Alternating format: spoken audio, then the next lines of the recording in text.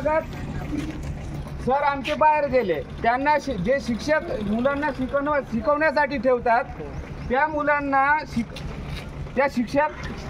म्हणजे मुलांना शिक्षणासाठी त्यांची नियुक्ती केलेली आहे आणि सरकार त्यांना अशैक्षणिक धोरणं लादून म्हणजे विद्यार्थ्यांचे शैक्षणिक नुकसान करत आहे आणि काय तो आपला विकसित भारत करत आहे तो. ठीक आहे, तुमच्या ज्या संवेदना आहे सर, पुन्हा आज परिपत्रक आहे, शाळेला परिपत्रक आला की 75 वर्षाच्या नंतरच्या जे निरक्षर लोक आहेत त्यांना शिकवा.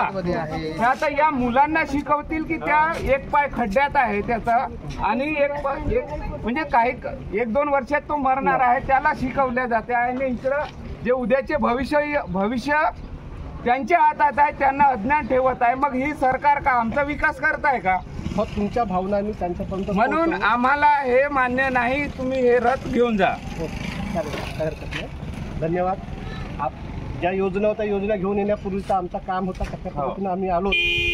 तुमचा विरोध असल्यामुळे आम्ही याच्यामध्ये काही करू शकणार नाही, बरोबर आहे ना? कारण काय शेवटी गाव तुमचं आहे. या योजना आम्ही राबवत आहोत शासनाच्या वतीने आणि शासकीय प्रतिनिधी. तुम्ही या गावचे प्रतिष्ठा घ्या, ठीक आहे? तुमच्या ज्या भावना आहेत आता तुम्ही रेकॉर्डिंग केलं, आम्ही त्या शासनापर्यंत पोहोचल्या पाहिजेत.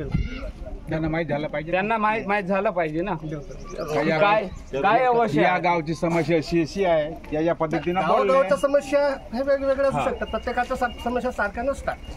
या गावची एक वेगळी समस्या असेल, दुसऱ्या गावची एक वेगळी समस्या असू शकते. परंतु ह्या सामूहिकरित्या जर तुम्ही मांडल्या, बरोबर आहे की नाही?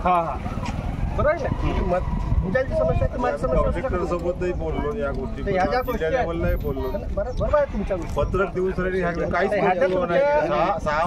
सामूहिकरित्या तुम्ही मांडल्या याचं निराकरण करणं. आज माणसाच्या गरजा आहेत, मूलभूत गरजा आहेत, अन्न, वस्त्र, निवारा, शिक्षण, आरोग्य.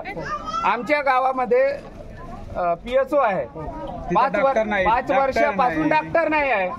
मग आम्हाला वेळोवेळी विनाकारण म्हणजे पैशाचा अपव्यय होत आहे, आम्ही कुरखेड्यांना देत आहोत. मग हा कशाचा आमचा विकास आहे? आरोग्याचा ना शिक्षणाचा ना कशाचाच विकास होत नाही.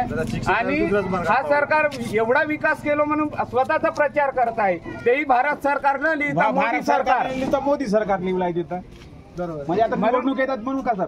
म्हणून आम्हाला हे मान्य नाही, हे बंद करा आणि निघून जा.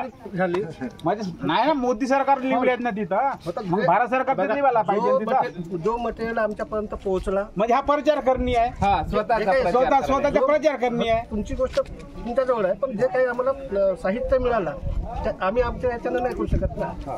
हा शासन स्तरावरचा ठरलेला आहे अजेंडा, त्याच्यामध्ये आम्ही बदल करू शकतो का? नाही, बरोबर आहे ना? तुमचा जो विरोध आहे त्या विरोधात हे करणार नाही. विरोध दर्शवा, आम्ही आमच्या ठीक आहे, बंद करा, निघून जा, घेऊन जा. चला, यांच्यासाठी काय आहे का पोरांसाठी? त्या दुसरे जेवणात कर्मचारी